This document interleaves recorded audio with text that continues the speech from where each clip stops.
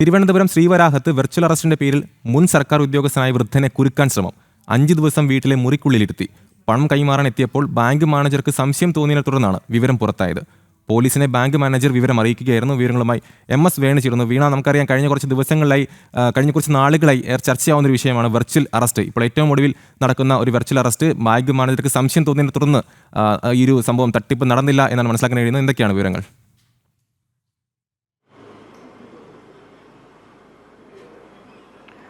അമൽ, തീർച്ചയായും അങ്ങനെ തന്നെയാണ്. 72 വയസ്സുകാരൻ മുൻ സർക്കാർ ഉദ്യോഗസ്ഥനാണ്. അദ്ദേഹത്തിന്റെ സമ്പാദ്യമായിരുന്നു. ആ സമ്പാദ്യത്തിലേക്കാണ് ഈ ഒരു സൈബർ തട്ടിപ്പുകാർ ലക്ഷ്യം വെച്ചത്. ഇദ്ദേഹത്തിന് കുറച്ച് ദിവസങ്ങൾക്ക് മുമ്പ് ഫോണിൽ വാട്സപ്പ് വഴി ഇതൊരു കോള് വരുന്നു.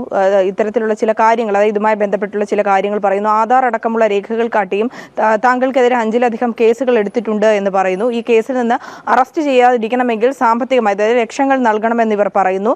അക്കൗണ്ട് നമ്പർ അടക്കമുള്ള വിവരങ്ങൾ കൈമാറുന്നു. 5 ദിവസം താങ്കൾ വെർച്വൽ അറസ്റ്റിൽ ആയിരുന്നു. ഇദ്ദേഹം വെർച്വൽ അറസ്റ്റിൽ ആയിരുന്നു എന്നാണ് നമുക്കറിയാൻ സാധിക്കും. ഇദ്ദേഹത്തിനോടൊപ്പം ഭാര്യയുമുണ്ട്. ആ വീട്ടിൽ തന്നെയാണ് ഭാര്യയും താമസിക്കുന്നത്. ഇദ്ദേഹം മുറിക്കുള്ളിൽ 5 ദിവസം ആയിരുന്നിട്ട് പോലും കുടുംബത്തിലെ മറ്റുള്ള അംഗങ്ങൾക്ക് ഇതുമായി ബന്ധപ്പെട്ടുള്ള യാതൊരു സൂചനകളും സംശയങ്ങളും തോന്നിയില്ല എന്നുള്ളതാണ് ഞെട്ടിക്കുന്ന സംഭവം.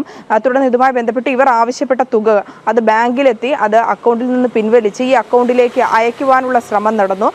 ഇദ്ദേഹത്തിന്റെ ആ പ്രവർത്തിയിൽ നിന്നും ഒപ്പം തന്നെ ഇദ്ദേഹത്തിന്റെ ചേഷ്ടകളിൽ നിന്നും ചില ടെൻഷനുകൾ ഉണ്ട് എന്ന് മനസ്സിലാക്കിയ ബാങ്ക് മാനേജറാണ് പോലീസിനെ വിവരം അറിയിക്കുന്നത്. പോലീസ് എത്തി കൂടുതൽ വിശദാംശങ്ങൾ ചോദിച്ചറിഞ്ഞപ്പോഴാണ് ഇതുമായി ബന്ധപ്പെട്ട് ഞെട്ടിക്കുന്ന വിവരങ്ങൾ പുറത്തു വരുന്നത്. അതായത് ഇത്തരത്തിലൊരു സംഘം തന്നെ വിളിച്ചിരുന്നു. വീഡിയോ കോളിലൂടെ അവർ സംസാരിച്ചിട്ടുണ്ടായിരുന്നു. തനിക്കെതിരെ കേസുകൾ എടുത്തിട്ടുണ്ട്. ആ കേസുകളിൽ നിന്ന് രക്ഷപ്പെടണമെങ്കിലും ജയിലിൽ കിടക്കാതിരിക്കണമെങ്കിൽ ലക്ഷങ്ങൾ നൽകണമെന്ന് പറഞ്ഞു. ഇദ്ദേഹം ജോലി ചെയ്ത് കഷ്ടപ്പെട്ട് സമ്പാദിച്ച തുക അത് ബാങ്ക് അക്കൗണ്ടിൽ നിക്ഷേപിച്ചിരിക്കുകയായിരുന്നു. ആ തുക നൽകിക്കൊണ്ട് രക്ഷപ്പെടാനാണ് ഇദ്ദേഹത്തിന്റെ ഒരു ശ്രമം നടന്നത്. ഇത് തട്ടിപ്പാണെന്ന് പോലീസ് വന്നതിന് ശേഷമാണ് ഇദ്ദേഹത്തിന് മനസ്സിലായത്.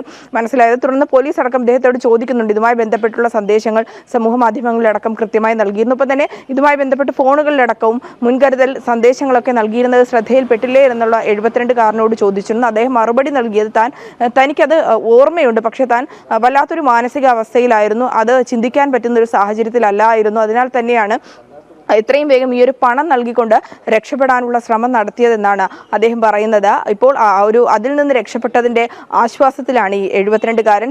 തിരുവനന്തപുരം ശ്രീവരാഹം സ്വദേശിയാണ്.